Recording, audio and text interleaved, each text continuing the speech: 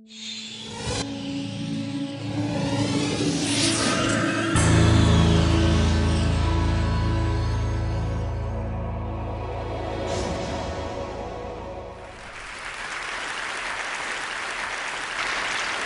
right, so like all good stories, this starts a long, long time ago when there was basically nothing. So here is a complete picture of the universe about 14 odd billion years ago. All energy is concentrated into a single point of energy. For some reason it explodes and you begin to get these things. So you're now about 14 billion years into this. And these things expand and expand and expand into these giant galaxies, and you get trillions of them. And within these galaxies, you get these enormous dust clouds. And I want you to pay particular attention to the three little prongs in the center of this picture. If you take a close-up of those, they look like this. And what you're looking at is columns of dust where there's so much dust. By the way, the scale of this is 1 trillion vertical miles. And what's happening is there's so much dust, it comes together and it fuses and ignites a thermonuclear reaction. And so what you're watching is the birth of stars. These are stars being born out of here. When enough stars come out, they create a galaxy. This one happens to be a particularly important galaxy because you are here. And as you take a close-up of this galaxy, you find a relatively normal, not particularly interesting star.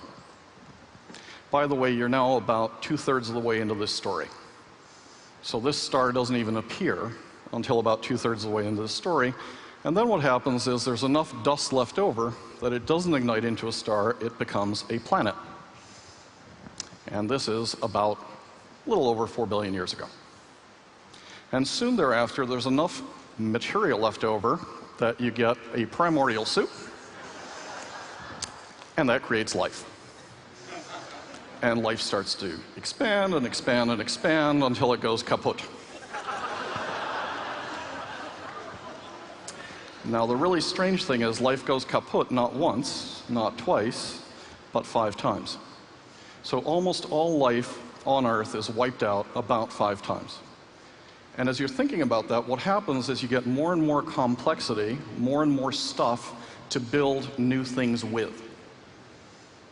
And we don't appear until about 99.96% of the time into this story. Just to put ourselves and our ancestors in perspective. So within that context, there's 2 theories of the case as to why we're all here. The first theory of the case is that's all she wrote. Right? Under that theory, we are the be-all and end-all of all creation. And the reason for trillions of galaxies, sextillions of planets, is to create something that looks like that, and something that looks like that. And that's the purpose of the universe, and then it flatlines. It doesn't get any better.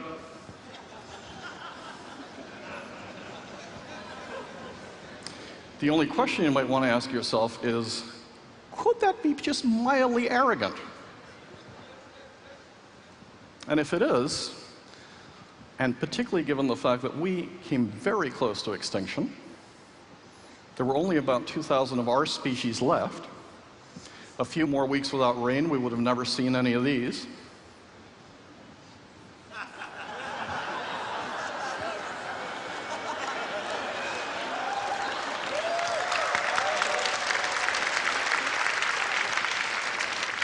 So maybe you have to think about a second theory, if the first one isn't good enough. The second theory is, could we upgrade? Well, why would one ask a question like that? Because there have been at least 29 upgrades so far of humanoids. So it turns out that we have upgraded, and we've upgraded time and again and again.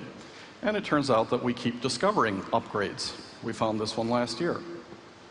We found another one last month. And as you're thinking about this, you might also ask the question, so why a single human species? Wouldn't it be really odd if you went to Africa and Asia and Antarctica and found exactly the same bird? Particularly given that we coexisted at the same time with at least 8 other versions of humanoid at the same time on this planet. So the normal state of affairs is not to have just a Homo sapiens. The normal state of affairs is to have various versions of humans walking around. And if that is the normal state of affairs, then you might ask yourself, all right, so if we wanted to create something else, how big does a mutation have to be? Well, Svante Pääbo has the answer. The difference between humans and Neanderthal is 0.004% of gene code. That's how big the difference is one species to another. This explains most contemporary political debates. But as you're thinking about this, one of the interesting things is how small these mutations are and where they take place. Difference human Neanderthal is sperm and testes, smell, and skin, and those are the specific genes that differ from one to the other. So very small changes can have a big impact. And as you're thinking about this, we're continuing to mutate. So about 10,000 years ago, by the Black Sea, we had one mutation in one gene which led to blue eyes. And this is continuing and continuing and continuing. And as it continues, one of the things that's going to happen this year is we're going to discover the first 10,000 human genomes because it's gotten cheap enough to do the gene sequencing. And when we find these, we may find differences. And by the way, this is not a debate that we're ready for because we have really misused the science in this. In the 1920s, we thought there were major differences between people. That was partly based on Francis Galton's work. He was Darwin's cousin. But the US, the Carnegie Institute, Stanford, the American Neurological Association took this really far. That got exported and was really misused. In fact, it led to some absolutely horrendous treatment of human beings. So since the 1940s, we've been saying there are no differences. We are all identical. We're going to know at year end if that is true. And as we think about that, we're actually beginning to find things like, do you have an ACE gene? Why would that matter? Because nobody's ever climbed an 8,000 meter peak without oxygen that doesn't have an ACE gene. And if you want to get more specific, how about a 577R genotype? Well, it turns out that every male Olympic power athlete ever tested carries at least one of these variants. If that is true, it leads to some very complicated questions for the London Olympics. 3 options. Do you want the Olympics to be a showcase for really hardworking mutants? Option number 2. Why don't we play it like golf or sailing?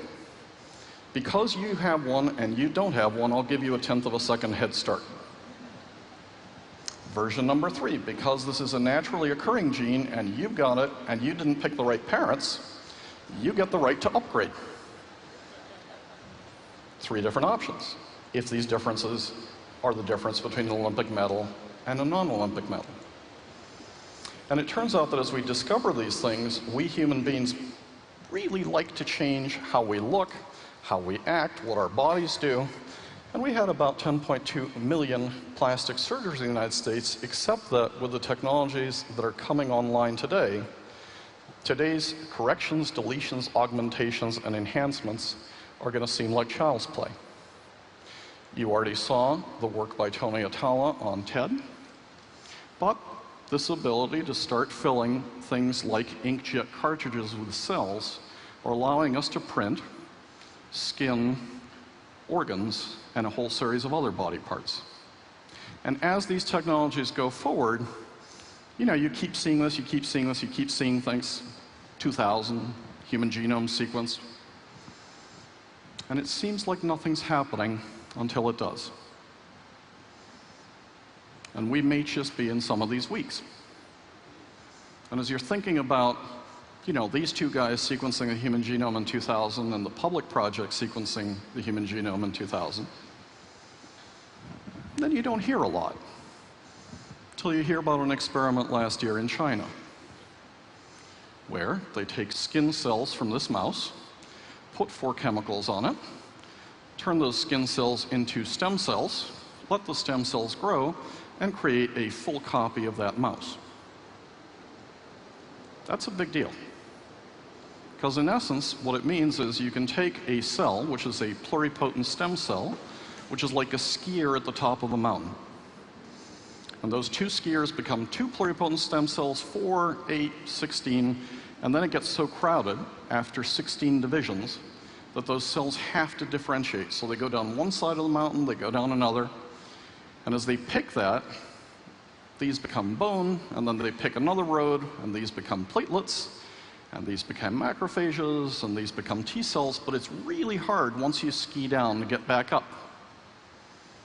Unless, of course, if you have a ski lift. And what those 4 chemicals do is they take any cell and take it way back up the mountain so it can become any body part. And as you think of that, what it means is, potentially, you can rebuild a full copy of any organism out of any one of its cells. That turns out to be a big deal because now you can take not just mouse cells, but you can take human skin cells and turn them into human stem cells. And then what they did in October is they took skin cells, turned them into stem cells, and began to turn that into liver cells. So in theory, you could grow any organ from any one of your cells. Here's a second experiment. If you could photocopy your body, maybe you also want to take your mind. And one of the things you saw at TED about 1.5 years ago was this guy. And he gave a wonderful technical talk. He's a professor at MIT. But in essence, what he said is you can take retroviruses, which get inside brain cells of mice. You can tag them with proteins that light up when you light them. And you can map the exact pathways when a mouse sees, feels, touches, remembers, loves. And then you can take a fiber optic cable and light up some of the same things.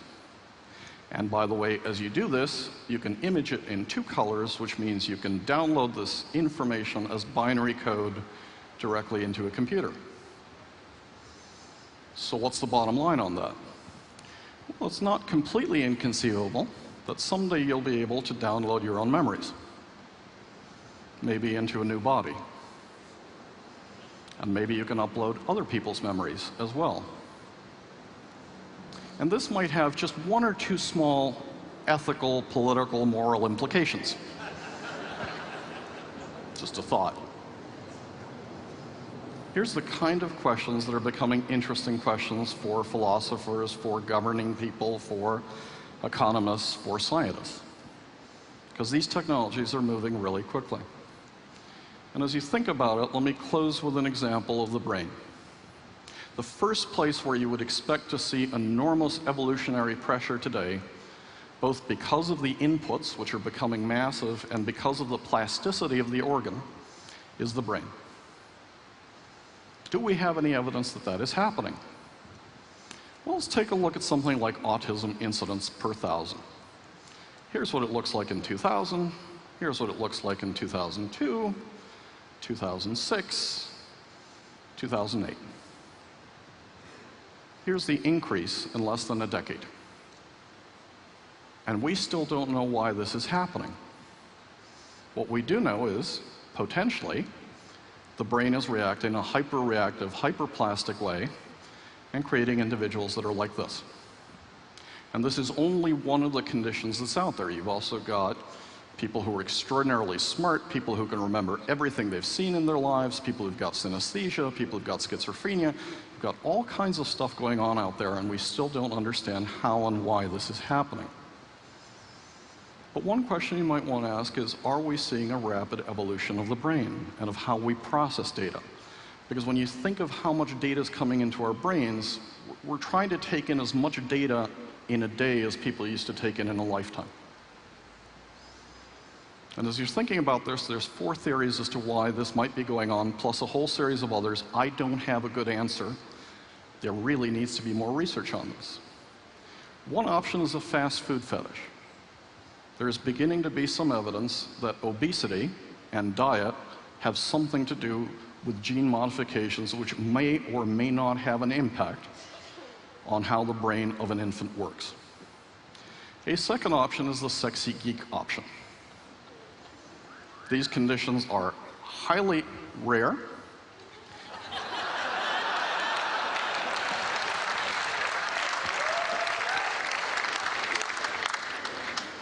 But what's beginning to happen is because these geeks are all getting together, because they are highly qualified for computer programming and it is highly remunerated, as well as other very detail-oriented tasks, that they are concentrating geographically and finding like-minded mates. So this is the assortive mating hypothesis of these genes reinforcing one another in these structures. The third is this too much information. We're trying to process so much stuff that some people get synesthetic and just have huge pipes and remember everything. Other people get hypersensitive to the amount of information. Other people react with various psychological conditions or reactions to this information. Or maybe it's chemicals. But when you see an increase of that order of magnitude in a condition, either you're not measuring it right or there's something going on very quickly, and it may be evolution in real time. Here's the bottom line. What I think we are doing is we're transitioning as a species, and I didn't think this when Steve Gullins and I started writing together. I think we're transitioning into a homo evolutis that, for better or worse, is not just a hominid that's conscious of his or her environment, it's a hominid that's beginning to directly and deliberately control the evolution of its own species, of bacteria, of plants, of animals, and I think that's such an order of magnitude change that your grandkids or your great-grandkids may be a species very different from you. Thank you very much.